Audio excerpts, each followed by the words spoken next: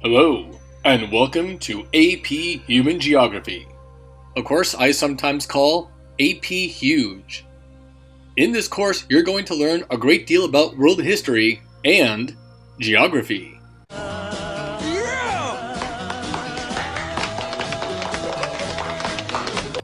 So to get you excited about the new year, let's turn this up a notch.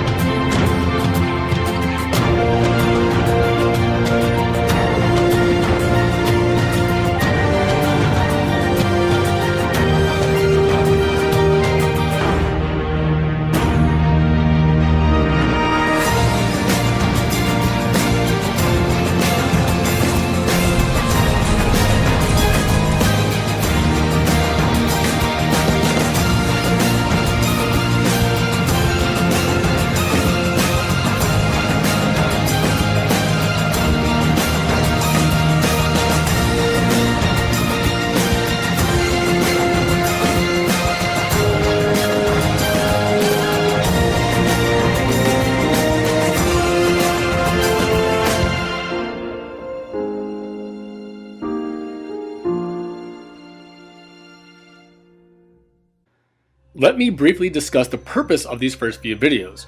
First, I will demonstrate some of the educational processes I utilize throughout the course, namely the flipped classroom approach in creating the video you're watching right now. Secondly, I will show you some effective note-taking procedures to help you retain the most important information the first time around. And finally, I will educate you on some of the essential map facts and cartographic skills that you will need throughout the year. Now bear in mind, education is what other people do for you. Learning is what you do for yourself. So with that in mind, let's begin. First off, I want all your note-taking to be done the old-fashioned way, with paper and pen or pencil, not on your computer. There are a litany of reasons for this, and I will explain more in class, but for now, trust me, this is by far the best way to retain information for future use.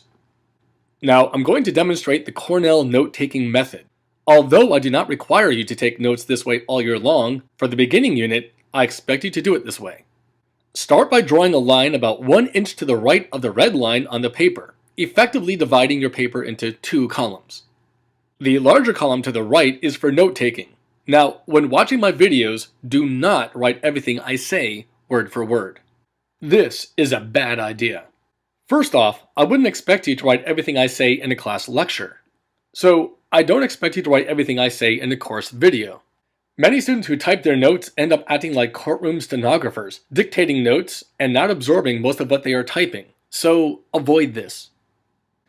Secondly, it will take you much longer to do this as opposed to writing less and focusing on the main ideas, important facts, and key details in your own shorthand.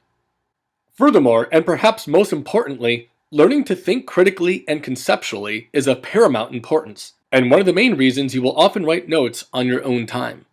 This is so we can use classroom time for more engaging and enriching lessons and experiences, but it also means that you need to take ownership of your own learning. I also recommend that you leave around 4 or 5 spaces at the bottom of each page. This makes it easy if you need to revise or add anything later, especially after class time. Are we there yet? No. Are we there yet? No. Are we there yet? No. Okay, almost done with this lesson on notes. Now for the left column. This side is much smaller, so you will not need to write very much. In fact, less is more. Here's what I suggest you do very soon after taking your notes, or certainly within 24 hours of taking your notes. The left column is for main ideas, core concepts, and key words. I advise that you include page numbers from the textbook if applicable. This will make your notes much more valuable and interactive when it comes time for studying for tests and exams. And very importantly, it is good to include relevant questions that match the information to the right. This way you can fold your paper over and quiz yourself at a later time. This also helps you synthesize the information in a very effective manner. You should use abbreviations and your own shorthand. You can also use symbols and multiple colors, especially if you're more of a visual learner. The point is to make note-taking more of a process, as opposed to simply just a task. Your brain learns much better when you chunk the information, and when you internalize the material in multiple ways. Also, don't forget that you're not only taking notes on the video, but also on any of the pages you're reading in your textbook or any of the online readings. My advice is not to have two separate sets of notes, but combine them together. One last thing. I strongly advise that you watch an entire section of the video without pausing or stopping, then go back before you take your notes. This will help you hear the whole story or understand the big picture much better as opposed to starting and stopping repeatedly. Well, enough about note-taking instruction for now. Since there's no better way to learn than by doing, let's finally get into the lesson on maps. Enjoy. Look at the image that you have in front of you right here on your screen, and you might ask yourself this basic question: what's wrong with this map? At first glance, it looks like a lot. It looks as if basically the world is completely turned upside down. But if you take a closer look, and we see this image down here, which we call, in the geography world, a compass rose, which will show you north, south, east, and west. You notice that north is pointing down, so in reality, there's nothing wrong with this map. It is an upside down world map, just to give you an idea about how we are going to open up your eyes to a whole new world you've never seen before. The first section we're going to look at is under Map Analysis. In this case, I will introduce to you the very fine acronym Total SIG. You need to know it, and you need to love it.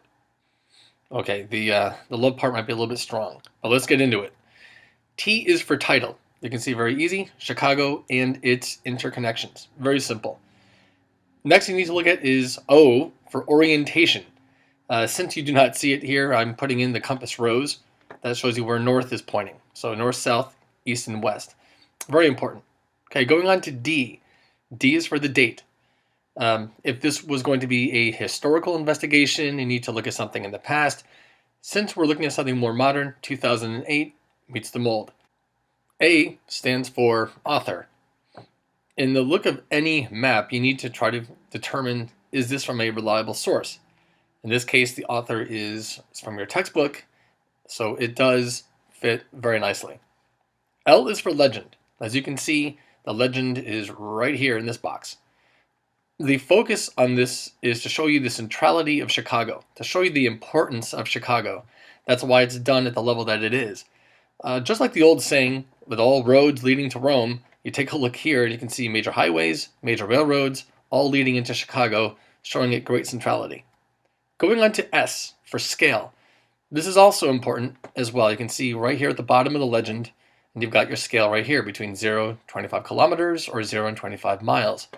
It also shows you a good scale because you have 4 different states: Wisconsin, Illinois, Indiana, Michigan, giving you the idea of the importance that Chicago has.